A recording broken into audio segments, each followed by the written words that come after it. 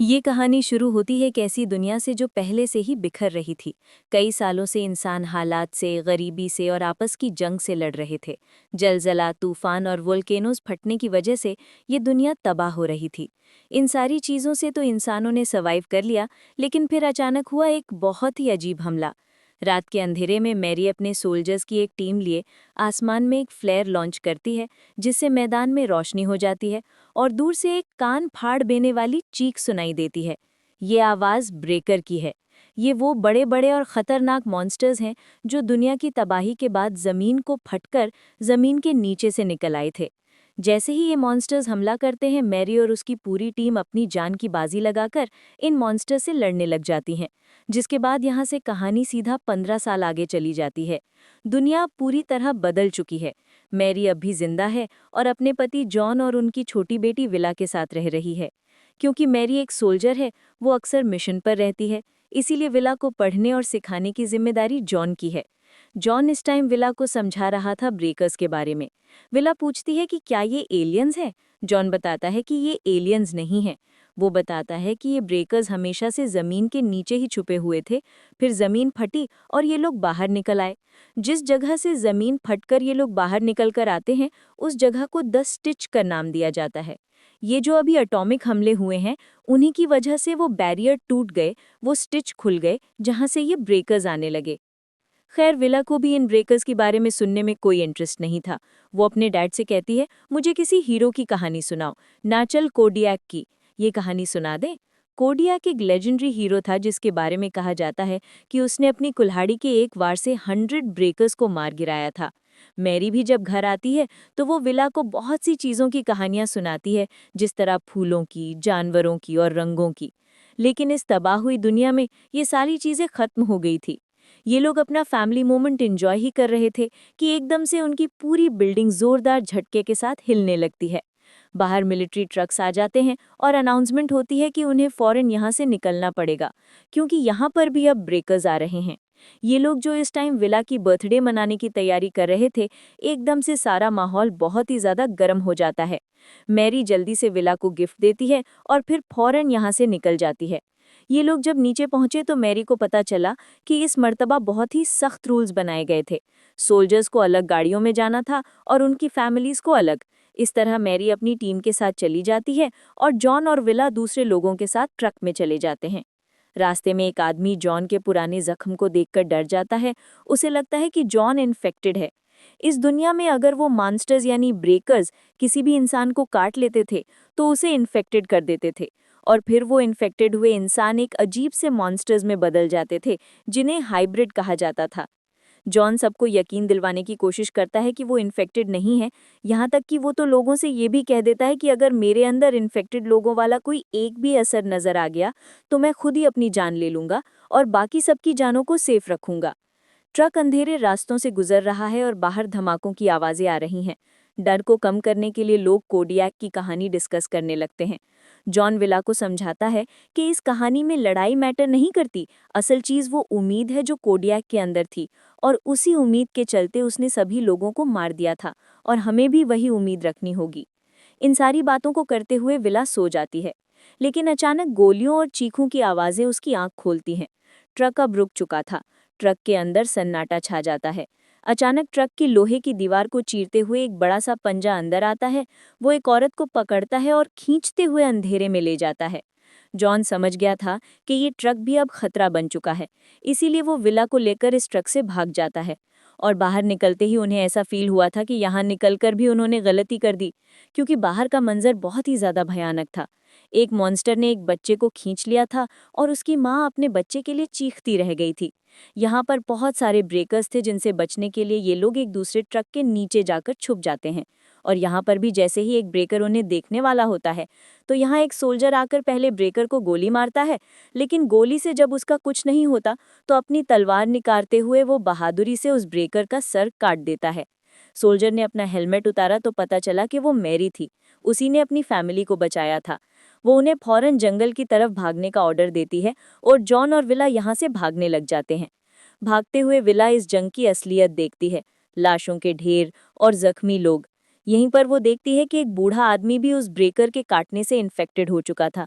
उसके निशान काले पड़ने लगे थे और अपने आप को बचाने के लिए एक सोल्जर को उसे गोली मारनी पड़ी।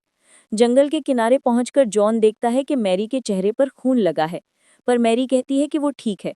इसी दौरान वो देखती है कि पीछे से एक ब्रेकर भी आ रहा था। मैरी को अब यहाँ बहुत ही मुश्किल फैसला लेना पड़ा। उसने अपनी फैमिली को अकेले ही आगे जाने को कहा और खुद वो इस मॉन्स्टर से लड़ने के लिए यहाँ रुक गई। विला चीखती रही, रोती रही अपनी मॉम के लिए, लेकिन जॉन दिल पर पत्थर रखकर अपनी बेटी को खींचकर यहाँ से ले जाता है। सुबह होते होते जॉन और विला समुंदर के किनारे पहुंच जाते हैं, जहां जॉन ने एक बोट छुपा रखी थी। लेकिन वहां एक आदमी भी आ जाता है जो इस टाइम डर से कांप रहा था। उसके पास एक बंदूक भी थी, जो दिखाते हुए वो इन दोनों से कहता है कि मैं भी तुम्हारे साथ इस बोट में बैठूंगा। जॉन जानता था कि ये बोट बहुत छोटी है, 3 लोगों का बोझ ये नहीं सह पाएगी। जॉन बहाना बनाता है और केविन को यहाँ से दूर ले जाता है। हमें दिखाया नहीं जाता, लेकिन यहाँ पर सब कुछ समझ आ जाता है कि जॉन ने अपनी बेटी को बचाने के लिए उस आदमी को मार दिया था। वो अकेला वापस आता है और विला को लेकर समुंदर में निकल जाता है। वो एक सुनसान आइलैंड पर पहुंच जाते हैं और यहाँ पर 1 साल गुजारते हैं। इस आइलैंड पर जिंदा रहने के लिए जॉन और विला ने तरीके ढूंढ लिए थे। विला भी अब बड़ी हो गई थी और बहुत ही ज्यादा स्ट्रांग भी हो गई थी। उसके डैड उसे हमेशा ब्रेकर से लड़ने की ट्रेनिंग देते रहते थे। उन्होंने खुद जंगल की लकड़ियों से यहाँ पर ट्रेनिंग फील्ड बनाई थी। इनकी फैमिली में काफी सुकून आ गया था। पर अब भी जब जब ये लोग अपनी बाइनोक्यूलर से मेनलैंड पर देखते थे तो विला बहुत दुखी हो जाती थी, क्योंकि उसे अपनी मॉम याद आती थी। मेनलैंड पर अभी भी ब्रेकर्स ने तबाही मचाई हुई थी। जॉन विला से सवाल करता है कि ब्रेकर्स को कैसे मारते हैं।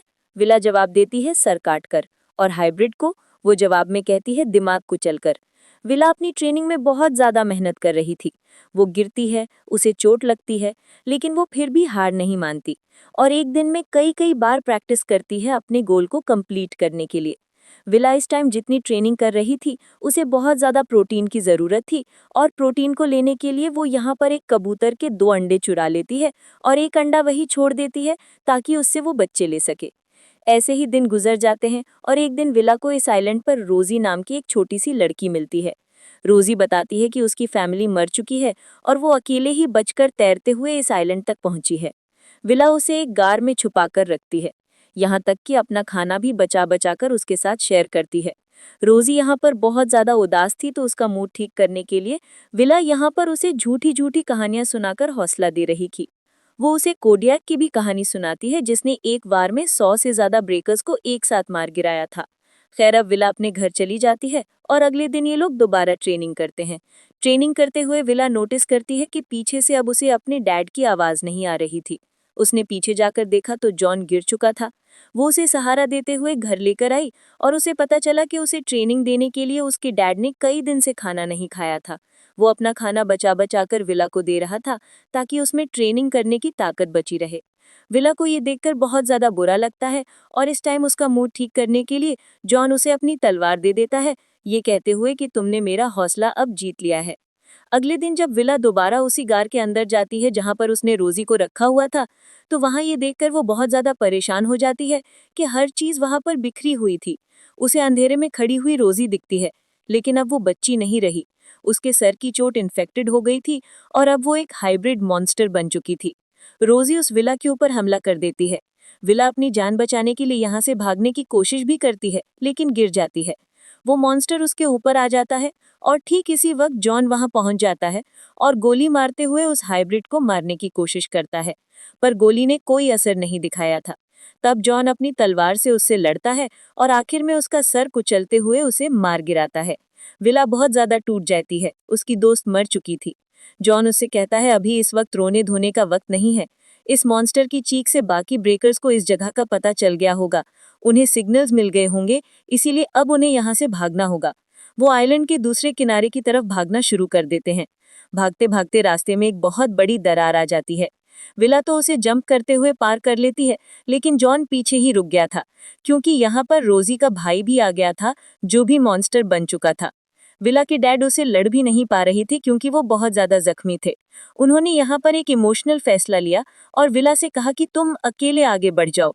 पर विला के लिए ये करना बहुत ही ज्यादा मुश्किल था, इसीलिए वो वापस आई और उसने जिंदगी में पहली बार एक मॉन्स्टर का मुकाबला किया और अपनी तलवार से उस मॉन्स्टर का सर काटकर अपने डैड को बचा लिया।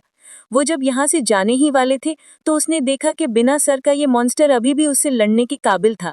असल में विला ने उसका सर नहीं कुचला था। अपनी बेटी की हिम्मत को देखते हुए यहाँ पर जॉन भी हिम्मत दिखाता है और उठकर उस मॉन्स्टर का सर कुचल देता है, जिससे उसकी मौत हो जाती है। इस मॉन्स्टर को मारने के बाद भी खतरा टला नहीं था, क्योंकि सामने से एक और हाइब्रिड आ रहा था। जॉन तो जख्मी था, ज्यादा चल फिर नहीं पा रहा था। यहाँ विला ने ही दोबारा हिम्मत दिखाई, अपनी ट्रेनिंग का इस्तेमाल किया और भागते हुए उसने एक ही वार में उस मॉन्स्टर के सर के ऊपर कुछ इस तरह से वार किया कि तलवार से उसका दिमाग काट दिया और इस तरह एक ही वार में उसे हरा दिया। जिसके बाद वो जॉन यानी अपने डैड को सहारा देते हुए बीच पर ले आई। लेकिन बीच पर आने के बाद जॉन बोट पर नहीं बैठा। वो खामोशी से विला को अपना जख्म दिखाता है। पता चला कि उसे भी हाइब्रिड ने काट लिया था और अब वो भी इन्फेक्टेड हो चुका है। ये देखकर विला टूट जाती है। वो अपने डैड को नहीं छोड़ सकती थी और आखिरी लम्हों में उसके डैड उसे यही